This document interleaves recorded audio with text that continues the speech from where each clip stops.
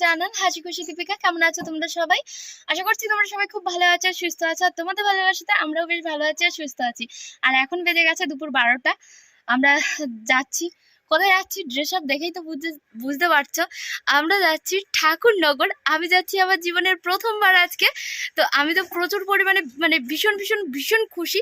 আর হঠাৎ মাত্রই আমাদের প্ল্যানিং হয়েছে, 10টার সময় আমরা প্ল্যানিং করেছি যে আমরা বেরোবো। তো আমরা 12:18 ট্রেন ধরবো। এখন বেজে গেছে 12:05। তো ঝটপট করে টোটো ধরবো, তারপর যাবো। আর কে কে যাচ্ছি না যাচ্ছি, কাদের সঙ্গে যাচ্ছি, সব কিছুই তোমাদের রাস্তায় দেখাবো। তো চলো পরে দেখা। কষ্টমষ্ট করে দৌড়ে দৌড়ে ট্রেনটাকে ধরলাম। আর আমরা যেই দলের সঙ্গে যাচ্ছি সেই দলের সব সদস্যদের সঙ্গে আমাদের দেখা হয়নি। আমরা তোড়জোড় করে একদম শেষের দিকে কম্পার্টমেন্টে উঠেছি। ওনারা হয়তো সামনের দিকে আছে, তো ওনাদের সঙ্গে দেখা করবো। একদম শিয়ালদা প্ল্যাটফর্মে গিয়েই ওদের সঙ্গে দেখা হবে। তো এখন শিয়ালদা প্ল্যাটফর্মে যাই, তারপরে সবার সঙ্গে দেখা করি। তো দেখতে দেখতে আমরা শিয়ালদা প্ল্যাটফর্ম চলেও আসলাম। আর এই জীবনে এটা নিয়ে দ্বিতীয়বার আমি আসলাম শিয়ালদা প্ল্যাটফর্মে। এক গেছিলাম পান্ডুয়ায়, যখন গেছিলাম তখন গেছিলাম, আর এখন যাচ্ছি ঠাকুরনগর। তো আমার তো ভীষণ আনন্দ হচ্ছে, সেটা আমি বলে বোঝাতে পারবো না। আর আমি চিৎকার করে করে বলছি হরিবল হরিবল করছি। তো এখানে আমাদের সবার সঙ্গে দেখা হয়ে গেছে।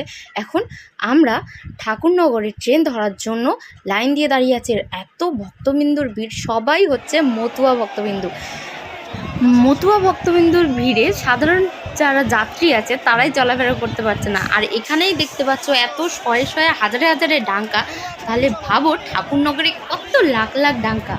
এত ভিড় শিয়ালদা প্ল্যাটফর্মে রয়েছে, বাবার মতন বাবাও হাঁপিয়ে গেছে। আমরা খুব কষ্ট করে সোনামাটা একটু ব্যাগ হয়েছে। তাই সিট পেয়েছি, বসে পড়েছি। আরও যারা আছে তারা সবাই একা একা আসতে ট্রেনের সিট পেয়ে তো বসেই পড়লাম। জানি না এরকম ফাঁকা ঠাকুরনগর পর্যন্ত থাকবে, তো আমার তো মনে হচ্ছে না। দাবাই তো বারবার করে আমাকে শুধু ভয় দেখাচ্ছে যে দেখবে কত ভিড় কত ভিড়, বলতে বলতেই কিন্তু এখনই ভিড় শুরু হয়ে গেছে। আর চারপাশটা দেখো, মানে এত সুন্দর লাগছে। আর এদিকে যত ভক্তবৃন্দ সবাই কিন্তু ঠাকুরনগরের উদ্দেশ্যে এখানে ঠাকুরনগর প্ল্যাটফর্মে নেমে গেছে। আমরাও নেমে গেছি। ভিড়ের মধ্যে এখানে হাঁটতে পারছি না, একটু নিচের দিকে যাই, তারপরে নিচে নেমে এসেছি আমরা সবাই এখন। আর এসে এখানে দেখছি যে ভক্তবিন্দুদের জন্য জল আর প্রসাদের ব্যবস্থা আছে, সেখান থেকে আমরা একটুখানি জল আর প্রসাদ নিয়ে নেবো। আর এই যে আমাদের দলের সঙ্গেও আমরা দেখা পেয়ে গেছি। এখানে আমরাও আশেপাশে দাঁড়িয়ে রয়েছি সবাই। আর তারপরেই আমাদের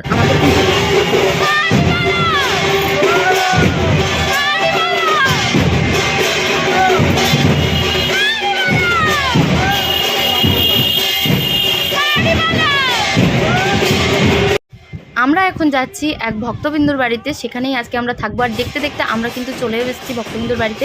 আর সবাই মিলে মনের আনন্দে আমরা একসাথে কীর্তন করছি। আজকে সারাটা রাত এখানে আমরা সবাই মিলে কীর্তন করব, মহোৎসব করব। কাল সকাল হলেই কিন্তু আমরা বারুণী গঙ্গা স্নানের উদ্দেশ্যে ধামে পৌঁছে যাব। তো চলো এখন আমরা কীর্তন কিছুটা করে নিই, তারপর তোমাদের সঙ্গে ফিরে আসছি। আর এখানে সবাই মিলে ক্লান্ত হয়ে গেছি আমরা, তাই বসে বসে একটুখানি জিরিয়েছিলাম। আর এই যে আমাদের হচ্ছে গুরুদেব, তো গুরুদেবের আমি নাম নিলাম না, তোমরা সবাই চেনো গুরুদেবকে। আর এখন বাজে রাত্রি 2টো থেকে 2:30। আমরা সবাই কিন্তু কীর্তন শুনছি আসরে বসে। এই মজা না কেউ কখনো টাকা দিয়ে কিনতে পারবে না, কেউ পয়সা দিয়েও কিনতে পারবে না। এটা সম্পূর্ণ মনের ভক্তি। যার আসে তার আসে, আর যার আসে না তার আসে।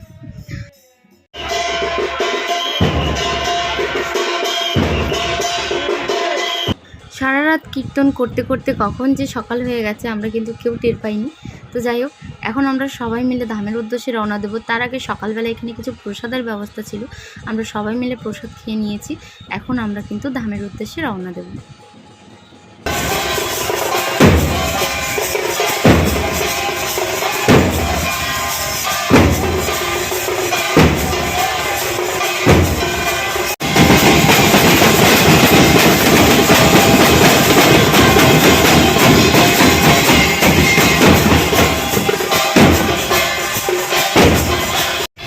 আমরা সকালবেলা ধামের উদ্দেশ্যে রওনা দিয়েছিলাম সকাল 8টার সময়, কিন্তু আমাদের পৌঁছতে সময় লেগেছিল পুরো 11টা।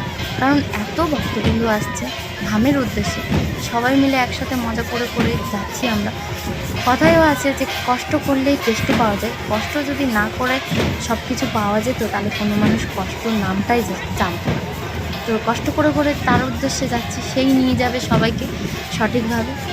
তো আমার জীবনে এটা প্রথমবার যে আমি যাচ্ছি, কখনো আমি কল্পনাও করতে পারিনি যে আমি কখনো যেতে পারবো ধামে, কোনো দু চোখ দিয়ে দেখতে পারবো। যাই হোক, এটা আমার অনেক বড় পাওয়া ছিল, অনেক বড় স্বপ্ন বলতে পারো।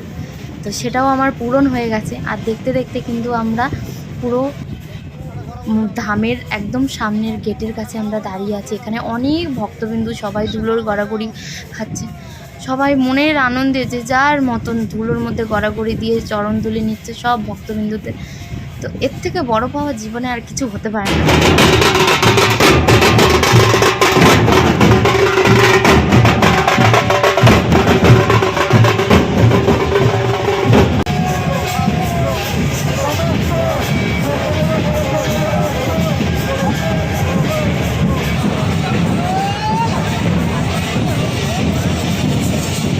ভগবান চাইলে কিন্তু সব কিছুই সম্ভব, যেটা আমারও হয়েছে।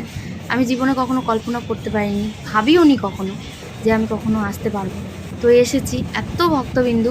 আর সব থেকে বড় কথা, বাতাসার যে কাদা হয় না, আমি এই প্রথম দেখলাম।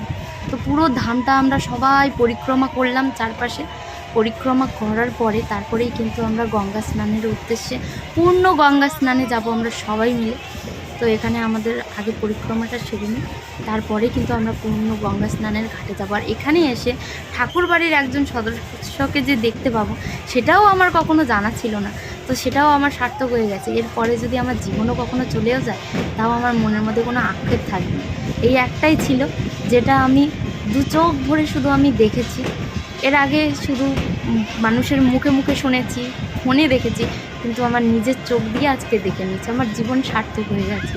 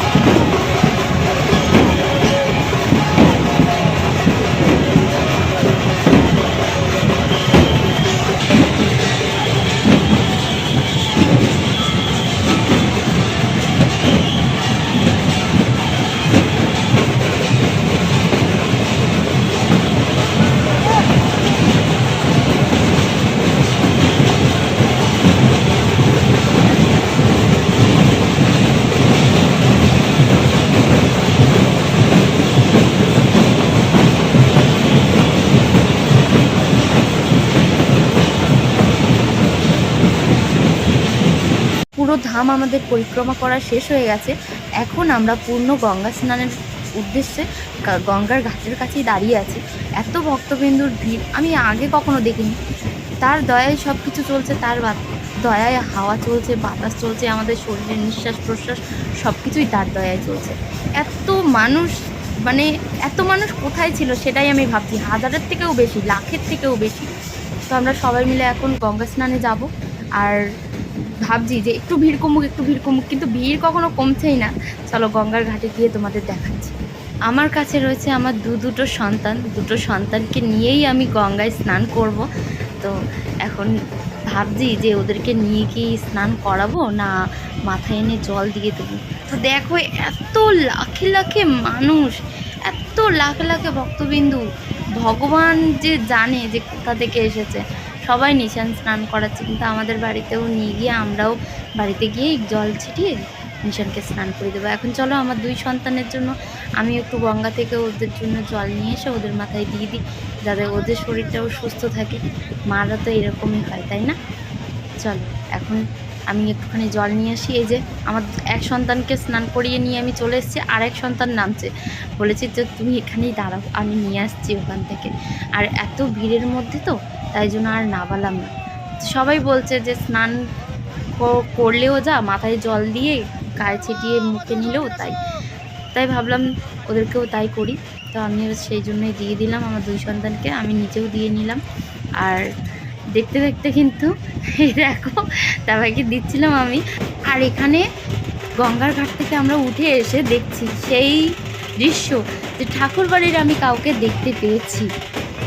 তো এটা হচ্ছে ঠাকুরবাড়ির পুত্র বা নাতি যা হোক হবে, শান্তনু ঠাকুর। আমি দেখলাম, আমার সত্যি চোখ সার্থক হয়ে গেছে।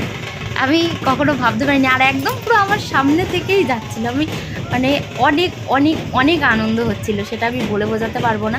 আর ভিডিওটা তোমাদের কেমন লাগলো কমেন্ট করে জানিও, যদি ভালো লাগে তাহলে হরিবল হরিবল বলে লাইক কমেন্ট সাবস্ক্রাইব করে দিও। টাটা।